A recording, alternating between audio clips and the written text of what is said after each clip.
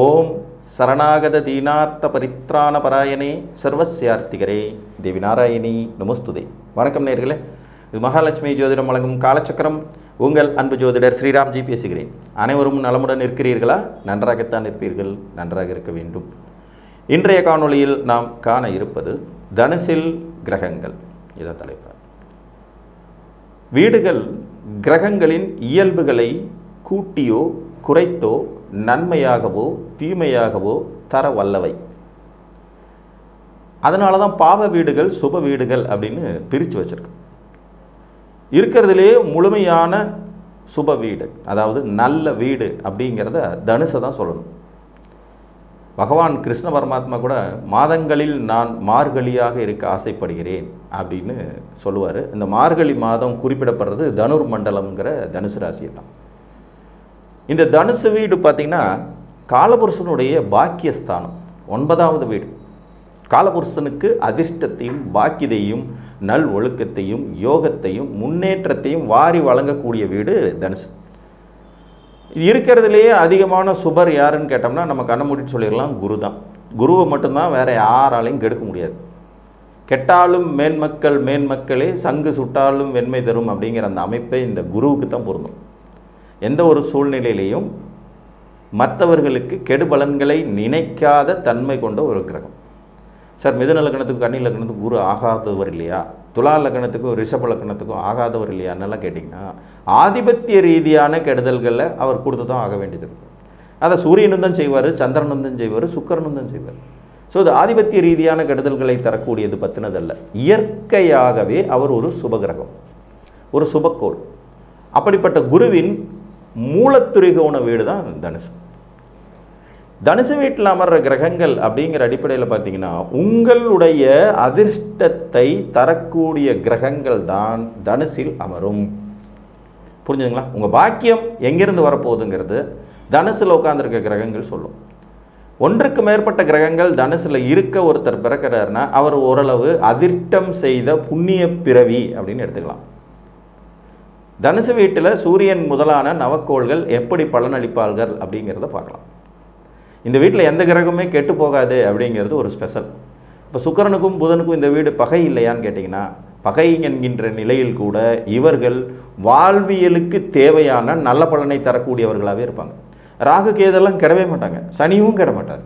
சூரியன் அதிநட்பு நிலையில் இருப்பார், செவ்வாய் அதிநட்பு நிலையில் இருப்பார், சந்திரன் குதூகூலமான மனோநிலையில் இருப்பார், குரு இங்கே ஆட்சி மூலத்திரிகோணங்கிற வலுவில் இருப்பார். ஆக யாருமே கெட்டு போகாத ஒரு ஃப்ரிட்ஜு மாதிரி, ஃப்ரிட்ஜுக்குள்ளே வைக்கிற பொருள் கெட்டு போகாதுன்னு சொல்லுவாங்க இல்லையா, அதே மாதிரி தனுர் மண்டலத்தில் இருக்க கிரகங்கள் கெட்டு போகாது. இங்கே சூரியன் இருக்க ஒருவர் பிறந்திருக்கிறார் என்றால் நல்ல தகப்பனாதி வர்க்கத்தினால முன்னேற்றம், அரசாங்க அனுகூலம், அரசாங்க ஆதரவு, அரசு வேலை கிடைப்பதற்கான வாய்ப்புகள், சூரியன் சார்ந்த துறைகளில் வெற்றி பெறுவதற்கான யோகங்கள், நல்ல ஆத்மா சுத்தம் போன்றவை கிடைக்கப்பெறும். சந்திரன் இந்த வீட்டில் தனுசில் உட்காந்துட்டு இருக்கிறார் அப்படிங்கும்போது, இப்போ நீங்கள் தனுசு ராசி ஆவீங்க. சந்திரன் இந்த வீட்டில் அமர்ந்திருக்கிற போது நீர் வளம், தண்ணீரினால் கிடைக்கக்கூடிய தொழில் விருத்தி, முன்னேற்றம், தாயாதி வர்க்கத்தினுடைய ஆதரவு, தாயின் வழியில் சொத்துக்கள் கிடைக்கும் யோகிதைகள், நல்ல தாய் உறவுகள் அமையும் யோகிதை, இதெல்லாம் கிடைக்கும். அதே மாதிரி நீண்ட தூர பிரயாணத்தினால் ஆதாயம், கற்பனா சக்தி சம்பந்தப்பட்ட துறைகளில் வெற்றி பெறுவதற்கான வாய்ப்புகள் போன்றவையும் இருக்கும். செவ்வாய் தனுர் மண்டலத்தில் இருக்காருன்னு வச்சுக்கோங்க. தனுசில் செவ்வாய் இருக்க நீங்கள் பிறந்திருக்கீங்க. நிலப்புலங்களால் ஆதாயம், சகோதர வர்க்கத்தால் ஆதாயம், தைரிய வீரிய செயல்திறனால் ஆதாயம், மருத்துவத்துறையில் சாதனை புரியும் யோகிதைகள், யூனிஃபார்ம் சர்வீசஸில் வெற்றி பெறக்கூடிய வாய்ப்பு, அரசு வேலை கிடைப்பதற்கான நற்தகுதிகள், பூமியினால் வரக்கூடிய வெற்றி வாய்ப்புகள், ரியல் எஸ்டேட் தொழிலில் சக்ஸஸ் பண்ணக்கூடிய யோகிதைகள், வீடு கட்டி வாடகை கூட்டுறது, கடை கட்டி வாடகை கூட்டுறது, காம்ப்ளெக்ஸ் மூலமாக வருமானம் வரக்கூடிய தகுதிகள், இதெல்லாம் கொடுக்கும். மொத்தத்தில் நிலம், சகோதரம், இரத்த சம்பந்தப்பட்ட உறவு, துணிகர செயல்களால் ஆதாயங்கிறத தரக்கூடிய வீடாக. புதன் இந்த வீட்டில் உட்காந்துட்டு இருக்காருன்னு வச்சுக்கோங்க. இது பகை வீடு தான். ஆனாலும் புதனுக்கு இந்த வீட்டில் இருந்து பார்க்கும்போது கல்வியினால் ஆதாயம், மாமன்களால் ஆதாயம், தாய்மாமன் உறவின் மூலம் வெற்றி, திருமணத்துக்கு பிறகு மாமன் அத்தை மைத்துனர் உறவுகள்னால வெற்றி கிடைக்கிறது, தொடர்புகள்னால் ஆதாயம், எழுத்துத்துறையில் சாதனை புரியறது, கம்ப்யூட்டர் துறையில் சாதனை புரியறது, ஆடிட்டிங் துறையில் சாதனை புரியறது, ஜோதிட தொழிலில் சாதனை புரியறது, வக்கீல் தொழிலில் சாதனை புரியறதுங்கிற மாதிரியான அமைப்புகள் எல்லாம் கொடுக்கும். ஸோ புதனும் இங்கே இந்த அளவுக்கு பாக்கியதையை கொடுக்கக்கூடிய, இது பாக்கியஸ்தானங்க. இங்கே இருக்கிற கிரகம் உங்களுக்கு பாக்கியதையை கொடுத்தே ஆகும். அப்போ பாக்கியங்கள் இந்த இடத்தின் மூலமாக கிடைக்கப்பெறும் அமைப்பு உண்டாகும். சூரியன், சந்திரன், செவ்வாய், புதன். குருவே இங்கே உட்கார்ந்துட்டார்னா கேட்கவே வேண்டாம். நல்ல தகப்பன், நல்ல குருமார்கள், நீண்ட அதிர்ஷ்டம், வெளிநாட்டு பிரயாணம், அதன் மூல ஆதாயம், உயர்கல்வியினால் அந்தஸ்து, குழந்தைகள் அதிர்ஷ்டமாக பிறப்பது, குழந்தைகள் வளர வளர நீங்கள் பொருளாதாரத்தில் வெற்றி அடைகிறது. மேலும் குருவனுடைய பரிபூரண அனுகிரகம் கிடைக்கப்பெறுவதனால தங்கம், பணம் இந்த விஷயத்திலெல்லாம் உங்களுக்கு தொடர்ந்து முதலீடுகள், இன்வெஸ்ட்மெண்ட்னால் வளர்ச்சி அடையக்கூடிய வாய்ப்பு, ஒன்றுக்கு மேற்பட்ட படிப்பு படிக்கிறது, இரட்டை டிகிரி முடிக்கும் யோகிதைகள், கல்வியினாலேயே உயர்நிலை பெறுவது, நல்ல ஒழுக்கம் கொண்ட குணாதிசயங்கள் அமையப்பெறுவதுன்னு சிறப்பிலும் சிறப்பாக செயல்படும்.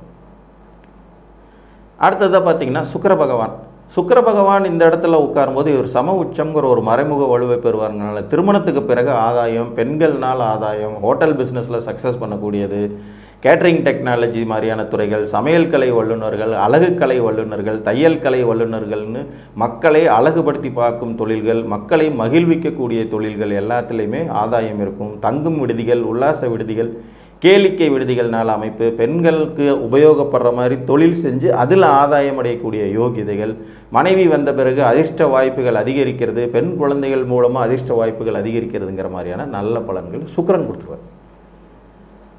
சனி பகவான் இங்கே இருக்கிறார். தனுசு வீட்டில் சனி பகவான்.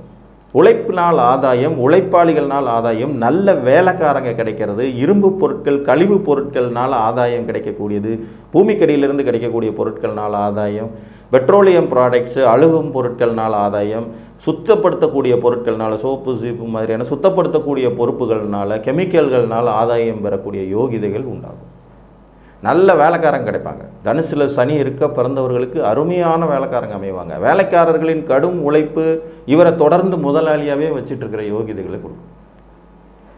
ராகு இந்த இடத்துல உட்காந்துட்டு இருக்காரு தனுசு வீட்டில். வெளிநாட்டு பிரயாணம், வெளிநாட்டு ஆதாயம், முற்றிலும் புதிய சூழல்களில் வசிப்பது, பல மொழி கற்றுக்கொள்வது, கலப்பு திருமணத்தினால் வெற்றிகரமான யோகம் பெறுவது, காதல் திருமணத்தினால் வெற்றிகரமான யோகம் பெறுவது, கம்ப்யூட்டர் துறையில் சாதனை புரியறது, அதிகாரம் மிக்கவர்கள் தொடர்புனால வெற்றிகரமான மனிதராக திகழ்வதுன்னு ராகுவும் அவர் பங்குக்கு பெரிய நன்மைகளை கொடுப்பார்.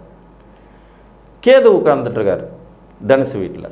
ஆன்மீகத்தினால் ஆதாயம், மருத்துவ தொழில்னால் ஆதாயம், ரியல் எஸ்டேட் தொழில்னால் ஆதாயம், புகைப்பட கலைத்துறையினால் ஆதாயம், தாய் வழி பாட்டன் பாட்டிகள்னால் ஆதாயம். ராகு உட்கார்ந்தா தகப்பன் வழி பாட்டன் பாட்டினால் ஆதாயம் இருக்கும். கேது உட்கார்ந்தா தாய் வழி பாட்டன் பாட்டிகள்னால் ஆதாயம் இருக்கும். முற்றிலும் புதிய சூழலில் வசிக்கிற அமைப்பு, இதுவும் வெளிநாட்டு வாய்ப்பை கொடுக்கக்கூடியது. 2க்கு மேற்பட்ட மொழி கற்றுக்கக்கூடிய அமைப்பு, யோகா, ஐப்பிசம், மந்திர உபதேசங்கள் மூலமாக வெற்றி பெறக்கூடிய அமைப்பு, குலதெய்வத்தினுடைய அனுகிரகம் கிடைப்பதுங்கிற மாதிரி இதுவும் நல்ல பலன். மொத்தத்தில் தனுசில் ஒரு கிரகம் உட்கார்ந்துருக்கு அல்லது 1க்கு மேற்பட்ட கிரகம் உட்கார்ந்துருக்குன்னா அதனுடைய ஆதிபத்திய காரகத்துவங்கள், குறிப்பாக அதனோட காரகத்துவங்கள் ரீதியான வளர்ச்சி உங்களுக்கு நிச்சயமாக இருக்கும்.